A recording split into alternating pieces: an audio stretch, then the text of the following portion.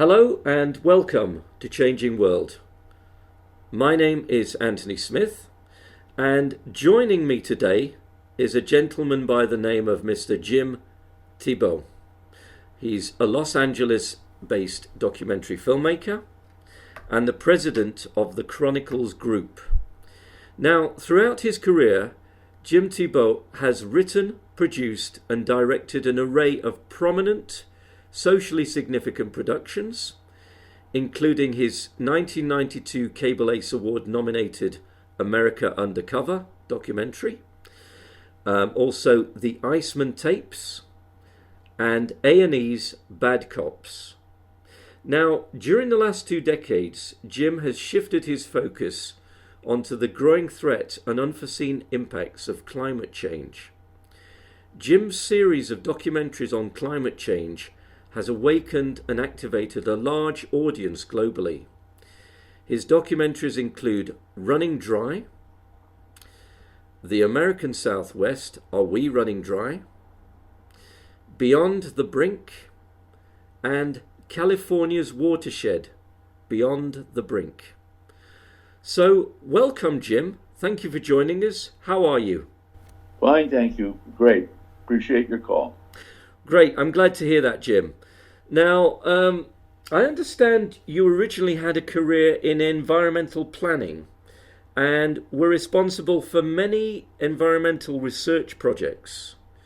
Could you explain a little bit about the purpose of the research and what that revealed? Well, I've always been concerned about the ecological system, and it was a natural pivot for me. I had gone to University of Washington, got a degree in landscape architecture. I previously had gone to UCLA and studied basically public administration. And I felt that it was high time that we really start looking through a microscope at what the impacts are happening on the planet in terms of water, air, and I went to work for I worked for a landscape architect for a while and did some environmental impact statements. In fact, I wrote the very first impact statement written in the United States. And I could elaborate on that. And then I started working for a think tank in Seattle, and it was and we did energy studies and studies related to impact statements and that sort of thing. So but I've always also been very interested in the media, particularly in having landscape architecture is very visual medium, and I had to present using slides, basically. Putting together slideshows. So I've always been interested in the power of the media, and that was kind of a segue going into the field that I'm in right now. Right. Now, as we know, you're currently you have been involved in filmmaking for quite some time. And you've had quite a career in that, haven't you?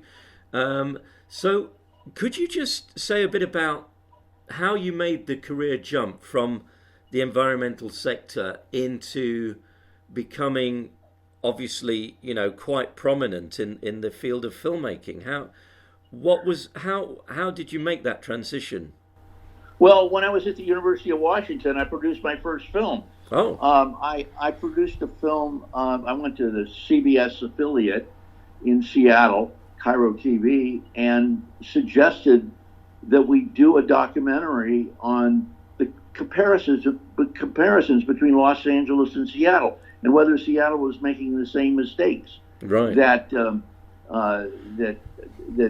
Los Angeles made. For an example, paving over prime agricultural land and a thoughtless kind of lack of land use planning.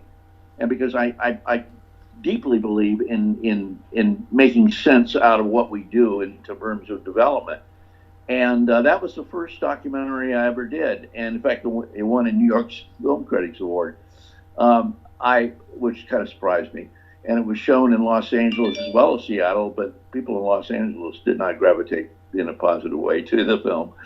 And but that was the first film I did. And then I went into I went into the, I thought that was the end of my filmmaking career, and I went into doing planning and working for doing impact statements and planning studies and energy studies and that sort of thing. And I did that for almost a decade, and then I decided. I got the rights to a very famous book called "Bearing My Heart, a Wounded Knee," about the history of the American West through the eyes of Native Americans. It was a New York Times bestseller on the New York Times bestseller list. But it also was a book about land and of course the demise of the Native Americans in the United States. Yeah. And I took that to Hollywood and had it all set up at CBS, but a very famous executive at CBS said, "I don't want to do 6 hours of Indians getting their ass kicked," and so the film never got made.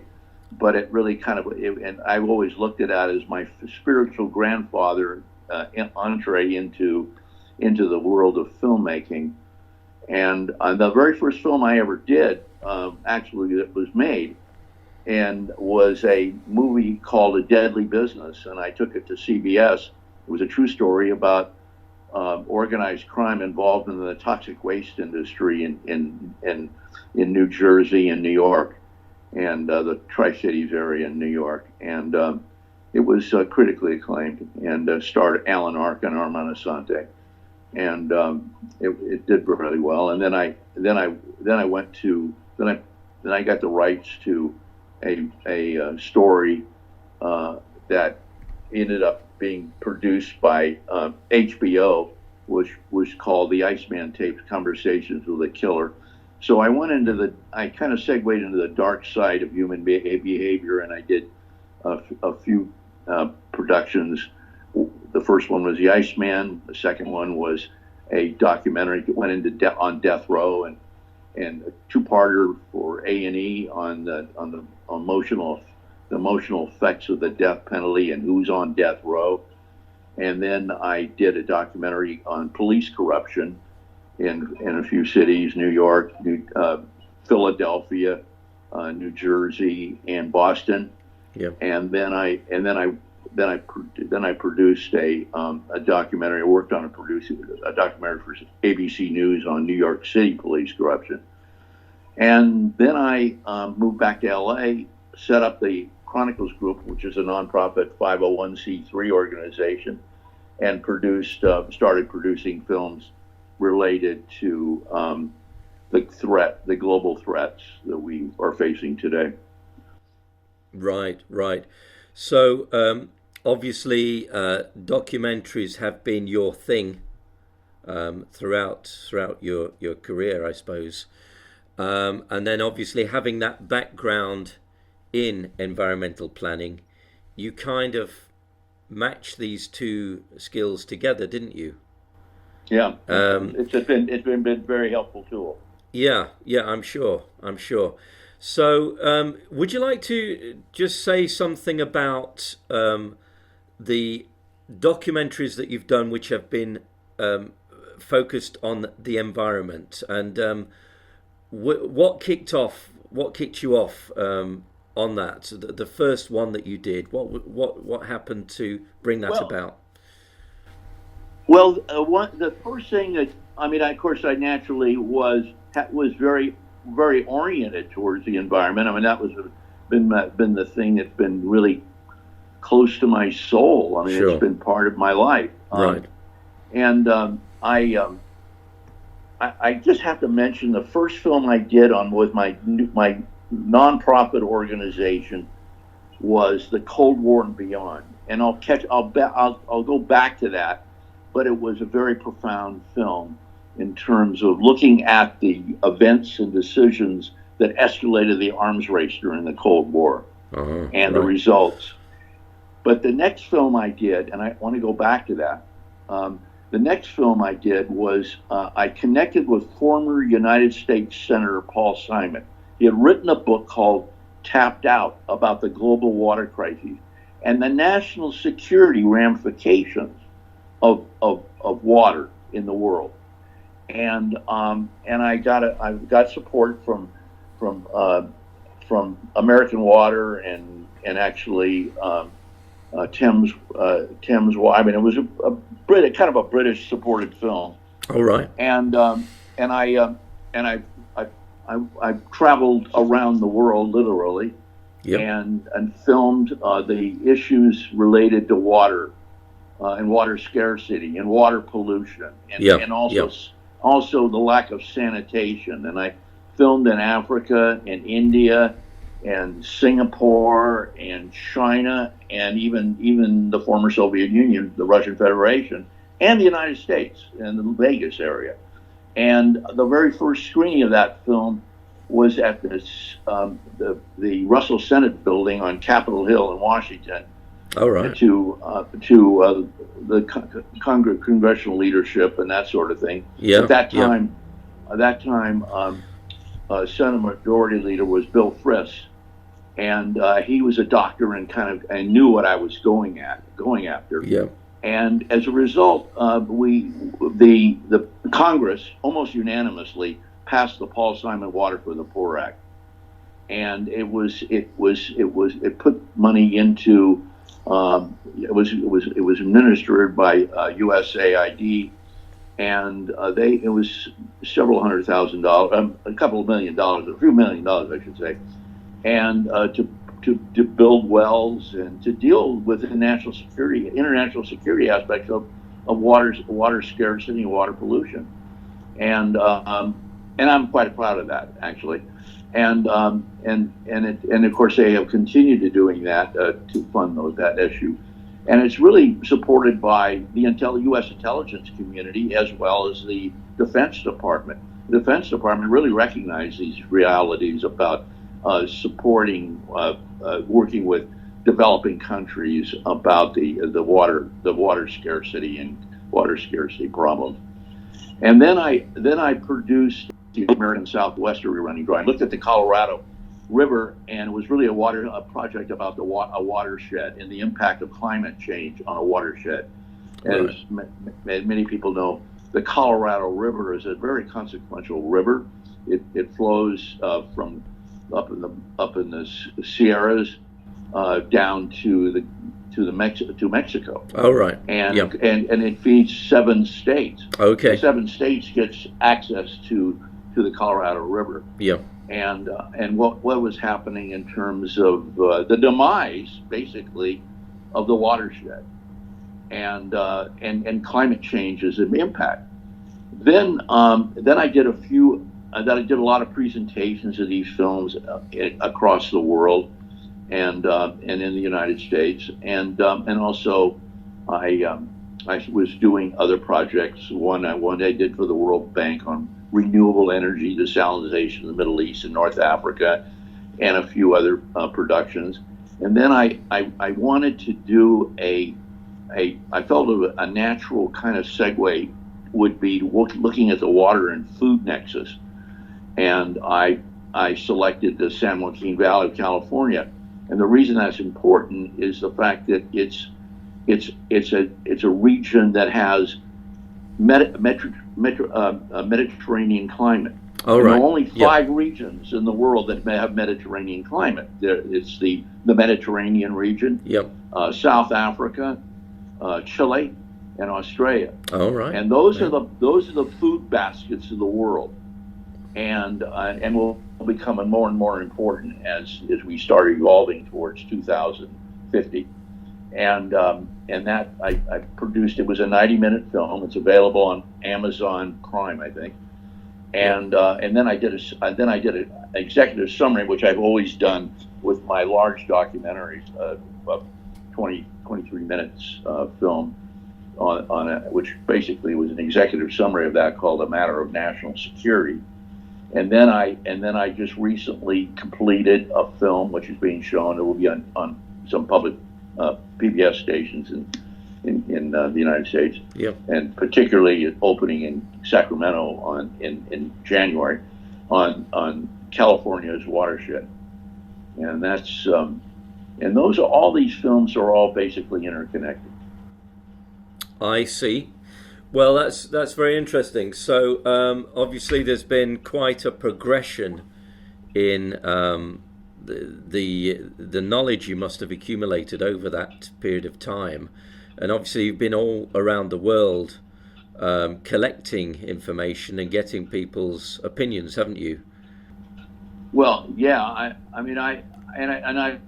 think I have. I mean, through some really interesting and really dynamic people, I've managed to pick up a lot of information, and I'm beginning to appreciate more and more how small the planet is, Right.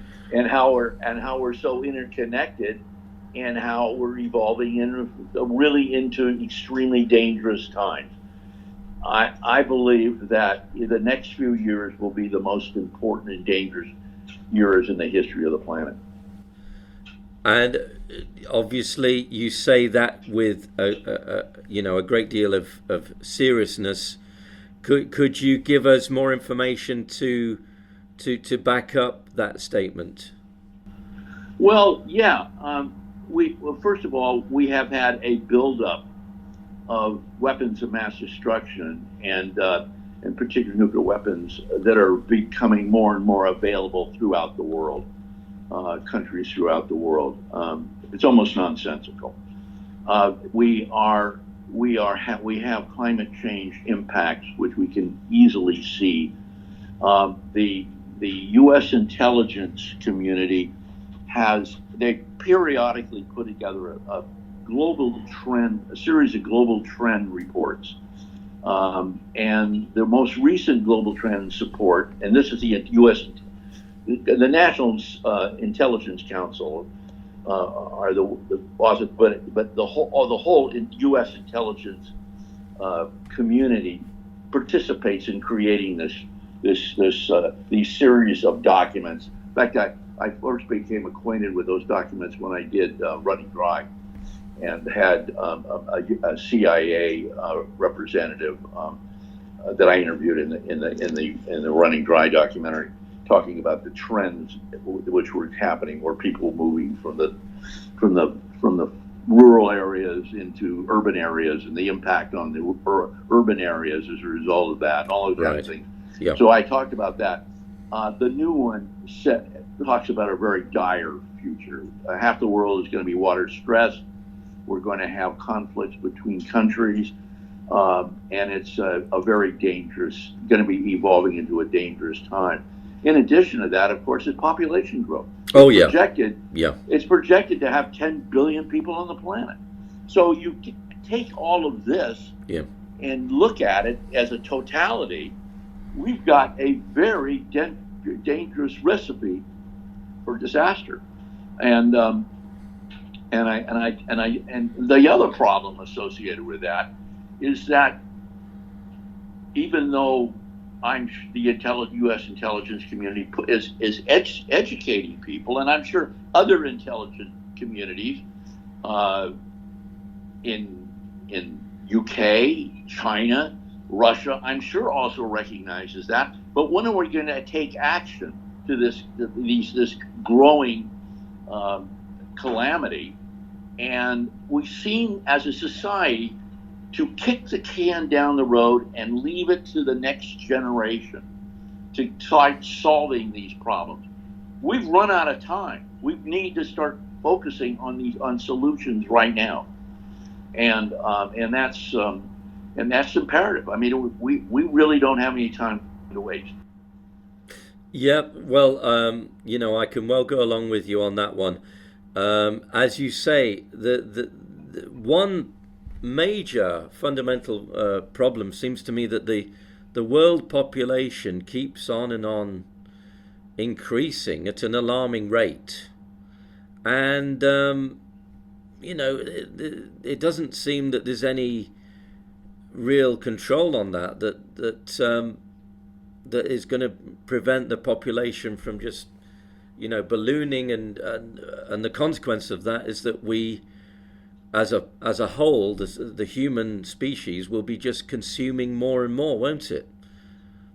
And the refugee issues that are confronting the world. People moving, getting out of the regions they're living into maybe a better life personifies the problem. We need to focus on solutions. Yeah. And of course, most of these issues are local. We look at local issues. We always should, water issues are local.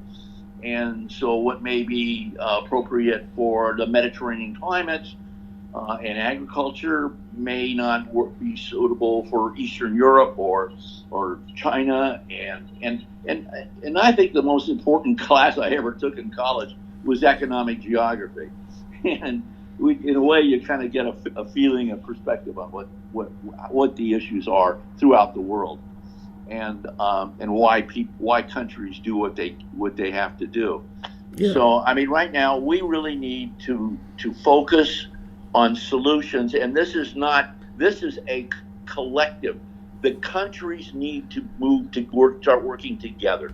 One of the things that I discovered when I was traveling around the world, producing these films, and I've been back to China a few times and so forth, we need to set aside maybe differences, and clearly differences are really important to deal with, but we need to start working with scientists and engineers throughout the world. It's amazing to me the expertise that can be shared throughout the world by various scientists who are doing a lot of fine work. And we need to kind of focus on the big picture, and that is the survival of the planet. Yeah, ultimately that's what matters. And as you say, there's not necessarily sufficient cooperation going on. I think that's partly political and partly because every country wants to kind of stay ahead and perhaps not share all their secrets and technological breakthroughs with their competitors. So obviously I can agree with you on that point. It's not easy. So what I could put a footnote to what you just said. Yeah. I talked to a guy in, I won't mention names, and a very nice guy, but I was discussing whether we have to start sharing technology and capabilities with other Mediterranean climate regions where there's, like South Africa has had real problems associated with implementing solutions, and other regions where have issues that are confronting those countries, those regions where their food is produced. We need to kind of help each other.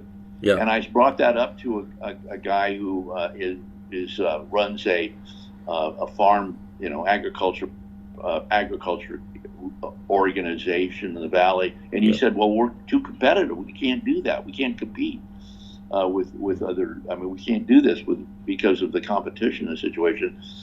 We need to look at this as a global totality. We don't have the luxury of being kind of provincial in the way we approach these issues." Right. Well, that's a good point you made there, Jim. Now, obviously, it's been quite a while since you started down the road of making environmental documentaries. Could you say something about what has changed since you made your first environmental documentary back in around about 2004, 2005? What progress has been made since that time? Well, I in some respects, there hasn't been much progress. In other respects, there has been great progress. Okay. One of the big problems in the United States, and I can't speak for others, is implementing infrastructure. We need to put together a full court press in fixing our infrastructure across the country, the United States. I can speak to the United States, and of course there are other countries as well. I mean, their infrastructure is really grim. We need to start spending the necessary money and creating and working on implementing solutions. There are plenty of. I'm working on a production right now, just a small one, for the West Basin Municipal Water District not far from where I live in Los Angeles. They have built a state-of-the-art water recycling facility, and taking waste and using membrane technology and providing the water that's generated for gray water in the community, for industrial use, for agriculture, for all kinds of different uses, which leaves potable water free to be used, because California, and Southern California particularly, has got limitations on water because of just it imports everything, all the water, and because of those limitations, they want to be able to save the potable water, and so recycling water makes perfect sense. So that's a viable solution. Yeah. And we should be focusing on recycling water everywhere in the world. Yep. That's just one example.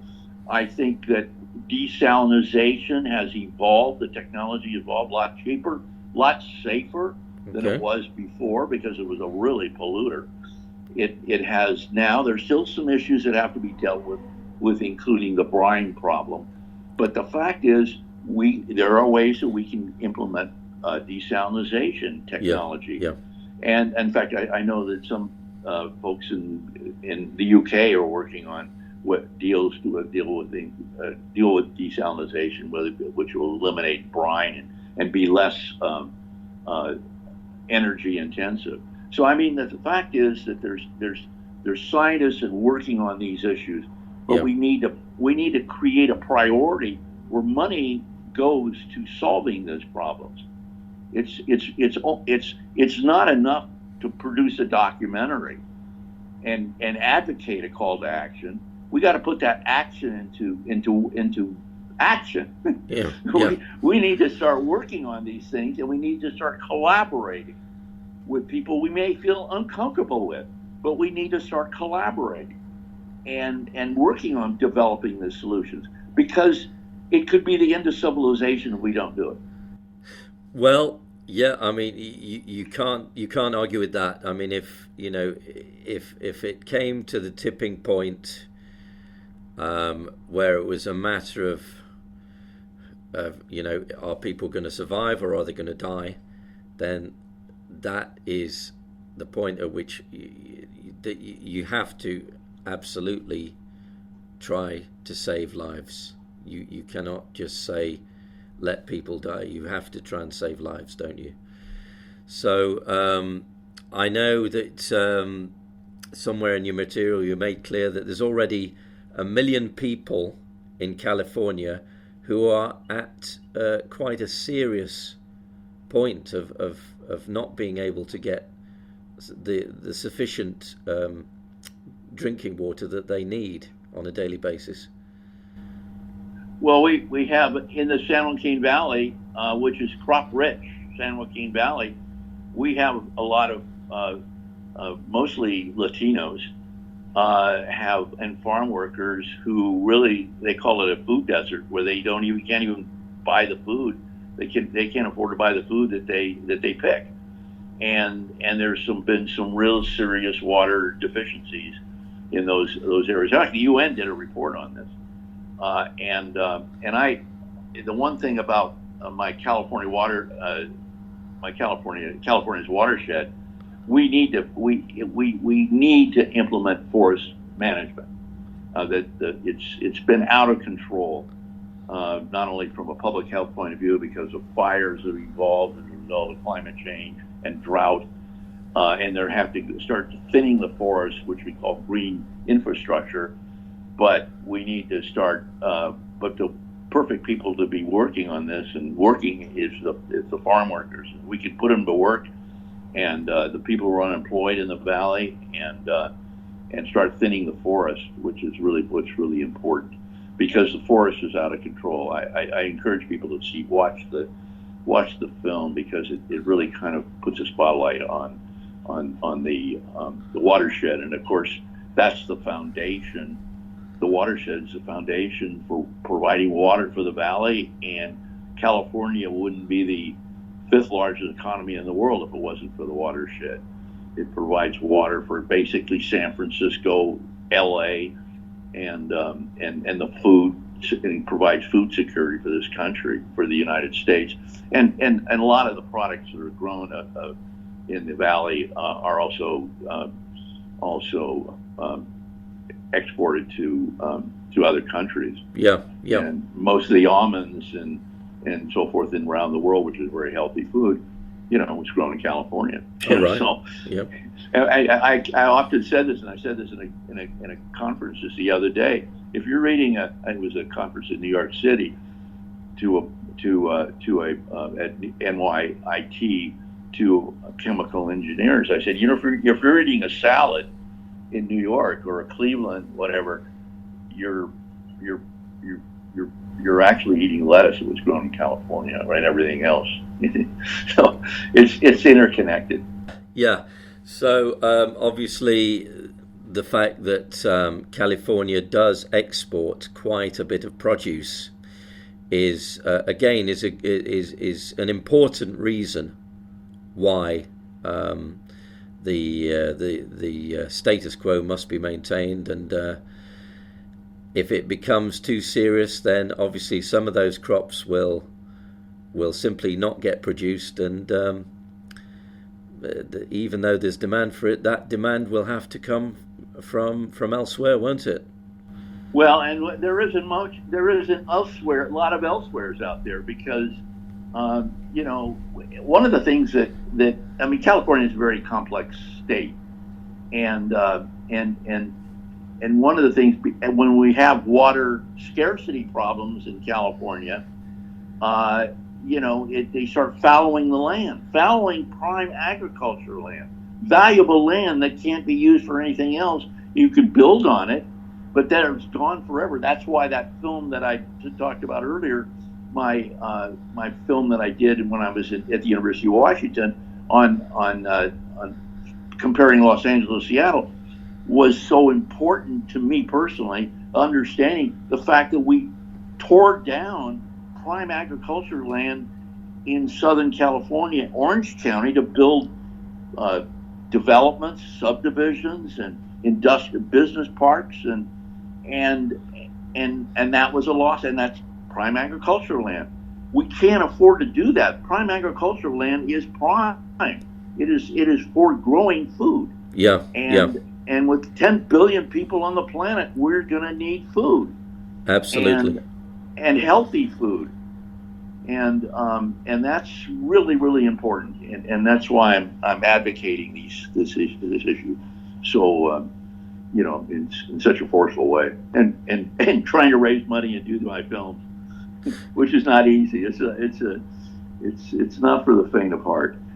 No, I can imagine that, Jim, and obviously you must have done a huge amount of research and a huge amount of sending out contacts to people and inviting them to speak.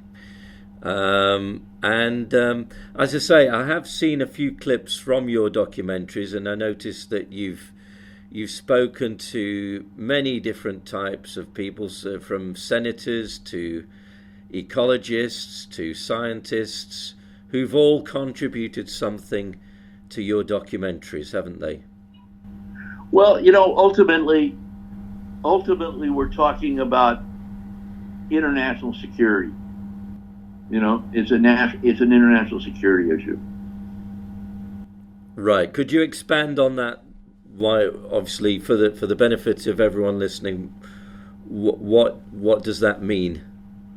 Well, we're looking at the refugee problems right now. People are trying to get out of wherever they're at because of climate change and lack of food and health issues, potential pandemics because of nutrition. When people start, I interviewed Mikhail Gorbachev for my film Running Dry. Right. And he said to me, no nation leader would hesitate going to war over water. Yeah. And when we're thoughtless about watersheds protecting watersheds and realizing that water has to be shared. And I got into a discussion, into an event one time at a World Water Council. It was in Kyoto, and I was in a discussion with the Israelis and Palestinians, and of course Palestinians depend on water from Israel. Right. So I mean there was some discussions on conflict and over water. The Syria conflict was over water, and so I mean we're talking about things that really kind of add up to a dangerous world if we don't deal with the issues, to understand the human right to water, and all the other issues that are food security, which relies on water. We have to be very conscious of these issues right now. Yep. And going into the future, or it could be really destructive to the planet. Okay, Jim. Well, that's thank you very much for